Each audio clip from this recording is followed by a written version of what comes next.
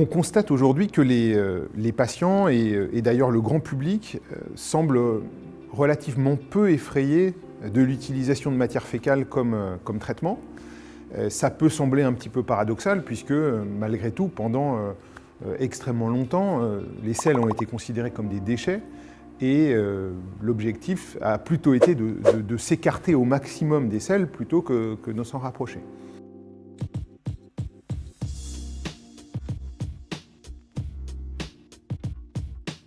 Le microbiote intestinal, c'est l'ensemble des micro-organismes qui sont présents dans notre intestin. Ce microbiote se développe progressivement après la naissance, puisque dans l'utérus maternel, il n'y a pas de micro-organismes vivants dans notre intestin. Et progressivement, après la naissance, il va y avoir une colonisation de notre intestin par ces micro-organismes pour atteindre un microbiote dit adulte vers l'âge de 3-4 ans à peu près. Dans ce microbiote intestinal, on va retrouver beaucoup de micro-organismes différents. Ce que l'on connaît le mieux, ce sont les bactéries. Mais on sait aujourd'hui qu'il y a d'autres types de micro-organismes, des champignons, des virus également, ce que l'on appelle notamment des phages. Ce sont des virus qui vont cibler les bactéries.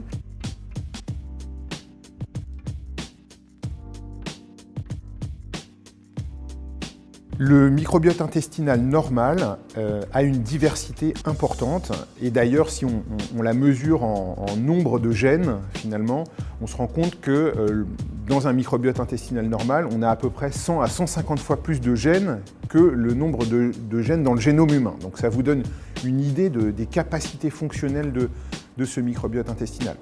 Et on pense aujourd'hui que plus un microbiote va être riche, plus il va être diversifié, plus on a de chances d'être en bonne santé. Inversement, si notre microbiote se raréfie, s'il s'atrophie, si la diversité diminue, eh bien, ça va exposer un certain nombre de risques sur la santé.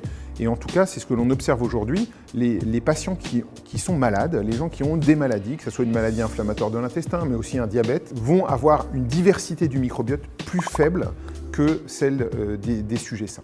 Et donc, finalement, c'est un petit peu comme partout, et y compris dans l'environnement, moins on a de diversité, eh bien, moins on est en bonne santé. Le microbiote jouant un rôle très important dans différentes fonctions de notre corps, que ce soit l'intestin, le métabolisme, mais aussi la manière dont notre cerveau fonctionne, c'est assez logique de se dire que si ce microbiote est altéré, si sa composition et surtout ses fonctions sont altérées, eh bien ça peut avoir des conséquences sur notre santé et pourquoi pas jouer un rôle dans le développement de certaines maladies. Les données que l'on a aujourd'hui suggèrent que ce microbiote est effectivement altéré dans un certain nombre de maladies neuropsychiatriques, neurodégénératives, que ce soit la maladie de Parkinson, peut-être la maladie d'Alzheimer, l'autisme, la dépression et bien d'autres. Après, il faut quand même rester prudent, même si ce microbiote potentiellement va jouer un rôle, on ne sait pas du tout aujourd'hui si c'est un rôle important ou un rôle mineur. Autrement dit, dans une maladie, vous avez différents acteurs qui peuvent entrer en jeu finalement, et c'est pas parce qu'un acteur est présent qu'il a un rôle dominant, ça peut être finalement qu'un rôle accessoire. Donc là, c'est vraiment la recherche en cours et qui est finalement encore relativement récente, qui nous donnera des réponses dans les prochaines années.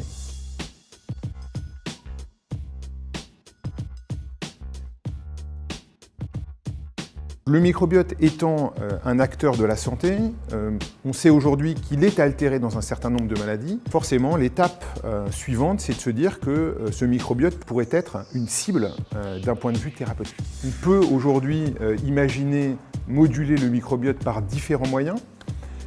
La première possibilité, c'est d'aller cibler des bactéries qui sont des mauvais acteurs dans notre santé. On peut utiliser des antibiotiques pour cela, mais c'est une approche qui n'est pas très satisfaisante parce qu'elle n'est pas spécifique du tout et elle va avoir des dommages collatéraux finalement. Il y a d'autres approches qui sont en développement qui visent à cibler de manière extrêmement précise certains types de bactéries. Ça peut être par exemple en utilisant des phages, des virus qui vont cibler de manière quasiment chirurgicale certaines bactéries. Dernière possibilité, la plus, on va dire, drastique, c'est la transplantation de microbiote fécal qui va consister à apporter un microbiote sain en entier chez un patient qui a un microbiote altéré et bien sûr en espérant avoir des effets thérapeutiques.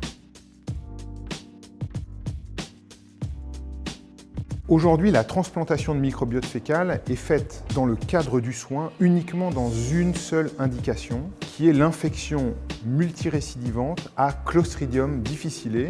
Dans ce cas-là, et uniquement dans ce cas-là, la transplantation fécale peut être réalisée et elle a un effet absolument spectaculaire, un taux de guérison de 80 à 100%, alors que lorsqu'on utilise un traitement classique, on va avoir 20 à 30% d'efficacité seulement. Et cette efficacité spectaculaire, elle est liée au fait que cette maladie, elle est quasi exclusivement liée à un problème de microbiote intestinal. Donc, si on remplace complètement le microbiote et que l'on apporte un microbiote sain, eh bien, on va avoir une efficacité très importante et c'est effectivement ce que l'on observe. En dehors de cette infection à Clostridium difficile, il y a aujourd'hui une recherche très active pour évaluer si ce type de traitement pourrait être intéressant dans d'autres maladies. Aujourd'hui, on a quelques données, quelques études dans certaines indications et notamment dans les maladies inflammatoires chroniques de l'intestin. Lorsque l'on fait de la transplantation fécale chez un patient qui a une rectocolite hémorragique, on va être capable de calmer la maladie dans à peu près 30% des cas. Alors que si on donne un faux traitement à ces patients, eh bien la maladie va se calmer dans seulement 5 à 10% des cas. La transplantation fécale a des effets thérapeutiques, a des effets positifs. C'est un traitement avec des effets biologiques et donc comme tout traitement actif, il peut avoir des effets indésirables. Il n'existe d'ailleurs pas de médicament actif d'un point de vue thérapeutique qui soit complètement dépourvu d'effets indésirables. Parmi les effets indésirables, les premiers à évoquer sont reliés à la transmission d'agents pathogènes. On est finalement dans la même situation qu'une transfusion sanguine. On a malheureusement connu en France l'affaire du sang contaminé avec la transmission de virus du sida. On transfère du matériel biologique qui vient d'un sujet à un autre. On peut tout à fait transférer des agents pathogènes.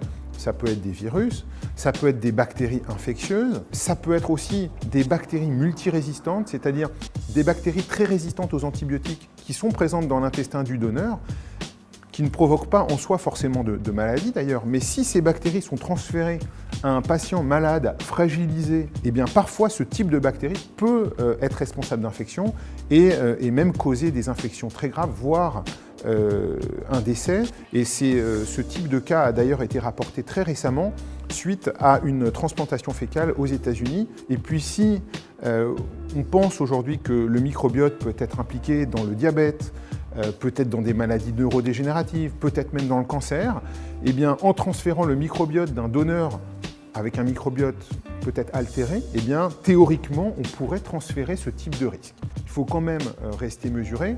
Si on fait une seule ou deux transplantations fécales pour traiter, par exemple, une infection à Clostridium difficile, ces risques-là sont relativement faibles. En revanche, si l'on envisage des transplantations fécales répétées pendant plusieurs mois, plusieurs années, ce type de risque théorique augmente quand même de manière significative. La procédure pour la transplantation fécale est relativement simple, mis à part la partie sélection du donneur.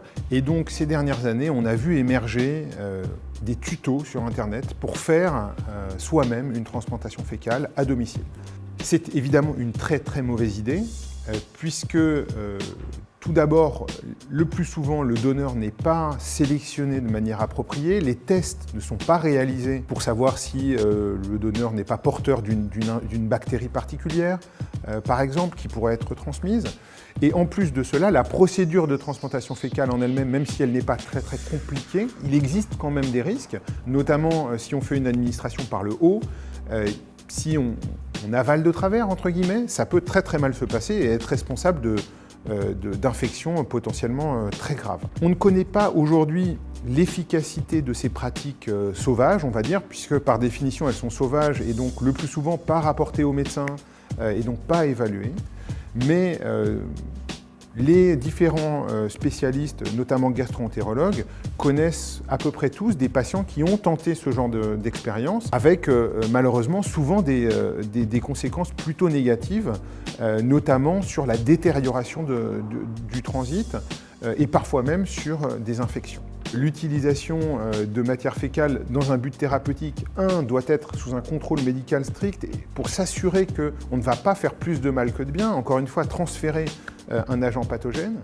Et puis, si, encore une fois, ces matières fécales, ce microbiote a des effets positifs, il peut avoir des effets négatifs, hors même des infections, aggraver l'état clinique d'un patient, voire potentiellement, pourquoi pas, provoquer certaines maladies.